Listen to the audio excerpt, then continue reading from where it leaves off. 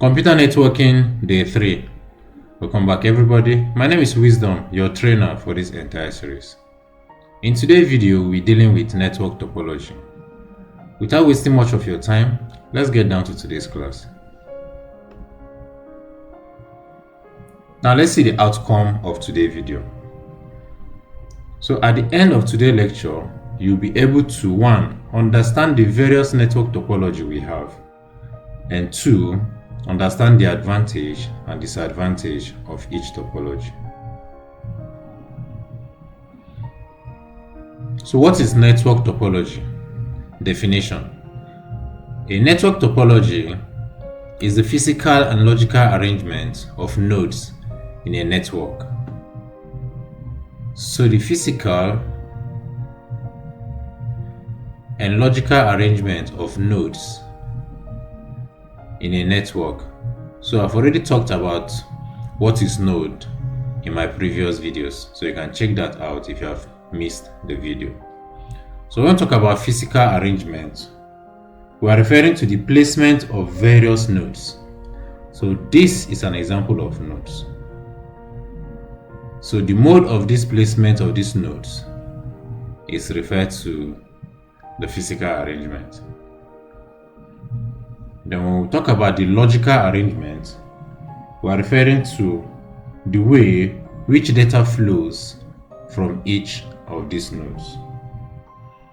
Okay, so the mode at which data flows from these nodes is referred to the logical arrangement. Type of network topology. We have 2 types of network topology: the wired topology and the wireless topology. So under the wired topology, we have star topology, we have ring topology, we have the bus topology, and the mesh topology.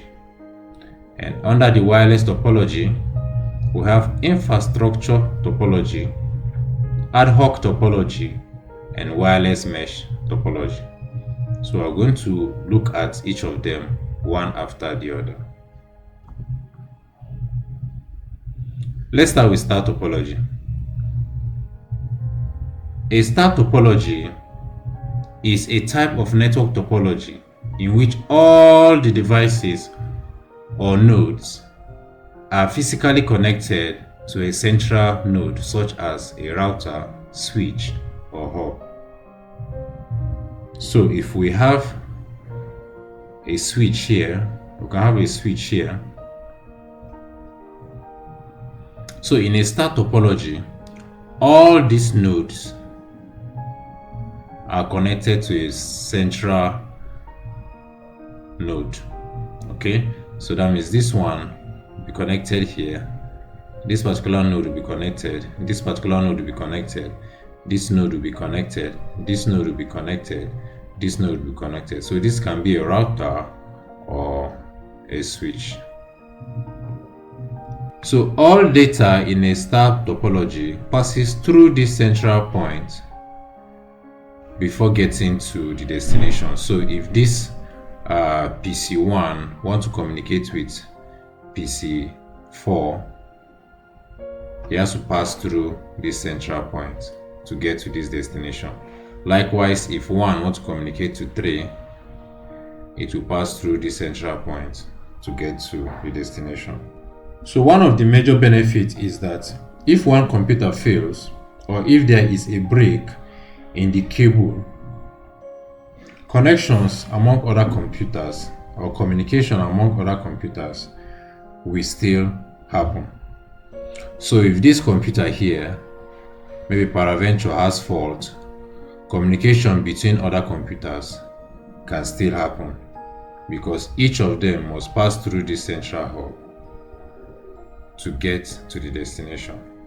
However, the disadvantage of a star topology is that if the central hub or switch is affected, then all the computers connected to this central hub will be affected. Now, when it happens, it is called a single point of failure, because for this system to communicate with this system, you must pass through the central hub.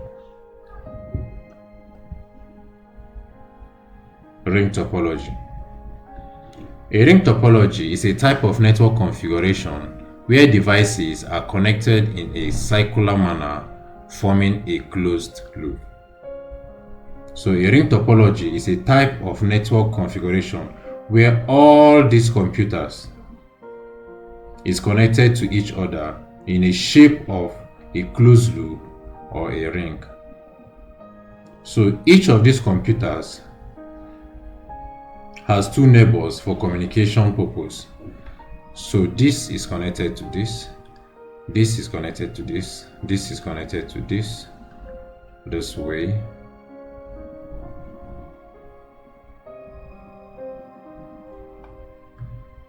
So each data is sent around the ring until each of these data reaches the final destination. Okay, so every computer here has a particular neighbor. So this one can either send data through this way or through here. This can send either through here or through here. So either way, the data has to pass through a particular neighbor to its destination. So let me assume this is 1 and this is 4. So if 1 is trying to send data to 4, so you pass through these neighbors or you pass through this way. So either way, data will reach to the destination. So the ring topology is very old and is rarely used in today's networking. So one of the advantages is that it is easy to install and also to troubleshoot. Now the disadvantage of a ring topology is that when one device goes down, or if any of this cable is broken, then the data flow will be disrupted. Bus topology. Bus topology is a type of network topology in which all devices are connected to a single cable called a bus. Okay, so we'll have a single cable this way. So each of these nodes are connected to this bus or backbone. You can refer it to as backbone. So at each of these points, you have something called the cap. So one of the advantages of a bus topology is that it's also cheap and easy to implement. But the advantage is that it requires the both end to be terminated using a terminator. So if this terminated ends is open, it's going to cause data to bounce back, and this is called a signal reflection. So when this is done, the flow of data between these nodes will be disrupted. So at each point, these terminators shouldn't be losing. Mesh topology. Mesh topology is a network configuration where devices are interconnected in a decentralized manner. Okay, in mesh topology, each computer in the network is connected to another computer in that same network. So by handling many connections, it handles failure very well. Okay, so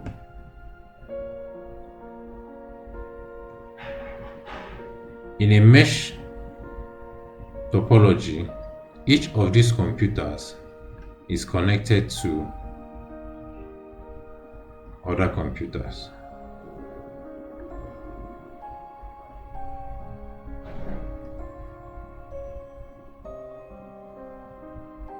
So by handling these many connections, it handles failure very well.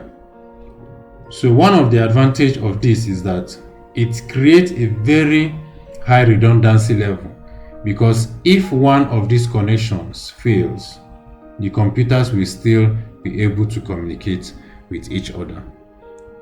So if this cable is broken here, this computer can still talk to this computer through this medium or through this medium. So either way, if this cable is broken, this computer can still talk to this, either going through this medium or going through this medium. So it creates a high redundancy level. Now, one of the disadvantages is that it is very expensive to install. So this type of topology is rarely used on LAN. So they are mainly used in a wide area network like the internet. So the internet is nothing but a public network. So when you have different routers from all over the world,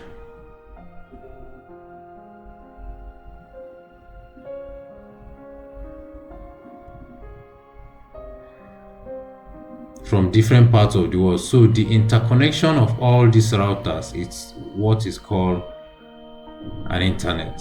So an internet is a public network. We're going to talk more on internet in our later videos. So mesh topology is a very good example of an internet.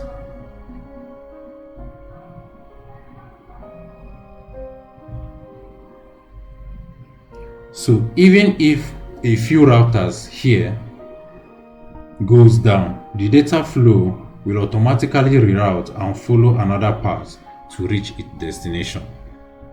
So if this router is bad, there are many paths that data can still use or follow to reach its destination. If this one is bad, there are still other ways that data can still follow to reach its destination. So a WAN,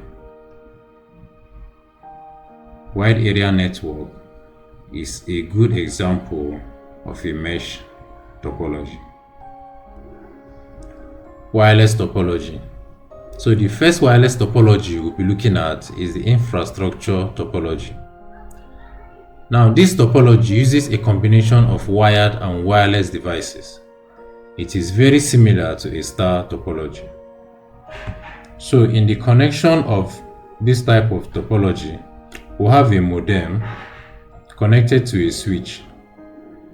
Then we'll have this device here connected to the same switch, and we'll have another device here connected to the same switch. So communication between these two devices, just like the star topology, they have to pass through this central point.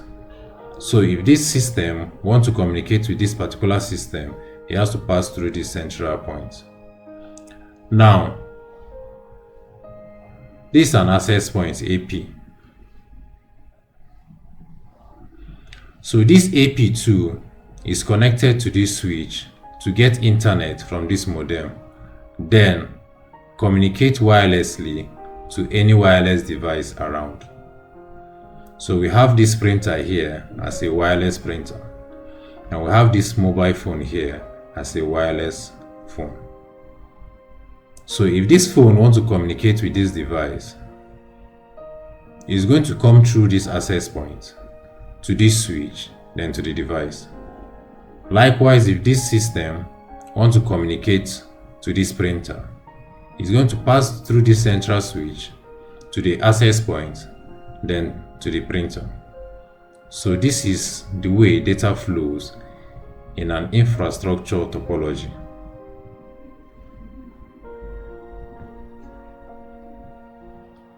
So the second wireless topology we'll be looking at is the wireless ad hoc topology. In a wireless ad hoc network topology, the devices in the network communicate exclusively over the wireless channel without requiring any connecting network infrastructure device like a wireless access point, a switch, or a router.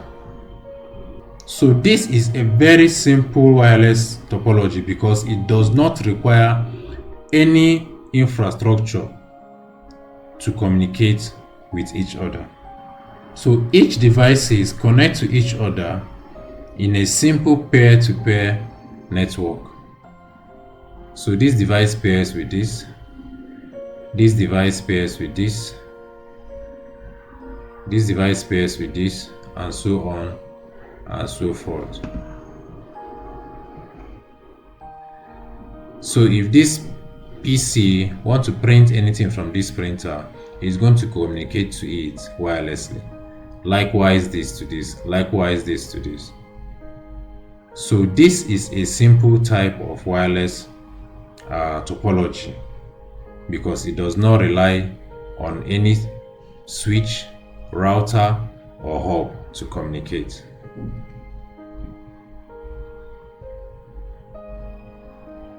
So the last wireless topology we'll be looking at today is the wireless mesh topology. A wireless mesh network, WMN, is a communication network made up of radio nodes organized in a mesh topology. So the wireless mesh topology is similar to the wired mesh topology. The difference is that the devices in this topology are interconnected wirelessly. A wireless mesh topology is very redundant because the internet connection is spread out over many access points. So this is how the connection looks like. So from the modem to the switch, then the first access point is connected with a cable to the switch. Then this first access point, let's say AP1, AP2, AP3, AP4. So there will be a mesh configuration between AP1 and AP2, AP3 and AP4 in such a way that AP2, AP3 and AP4 is going to receive wireless internet from AP1, then displays wireless connection to the devices in its environment. So all these wireless devices here can communicate with each other through this wireless access point. So if this mobile phone wants to communicate with this device here, it's going to pass through each of these wireless AP to this device. So likewise, if this wants to communicate with this, it's going to pass through any of these until it gets to its destination. So if any of these AP should have fault or maybe get spoiled, data flow from any of these wireless devices will reroute automatically to the closest AP until its data reaches its destination. So the only connection that we do at this point of these APs is to connect them or to power them using their PoE injector. So each of these access points will be powered with their PoE injector at their own point. Also remember, for more efficient connectivity between the access point and the devices, you should give all your access points the same SSID. So SSID means Service Set Identifier. So it's a unique name given to all your access points for your devices to identify them in the network. So that whenever this your access point is being broken, your devices can easily connect to the nearest access point to it to send its data to its destination. So this is how data flows in a wireless mesh topology.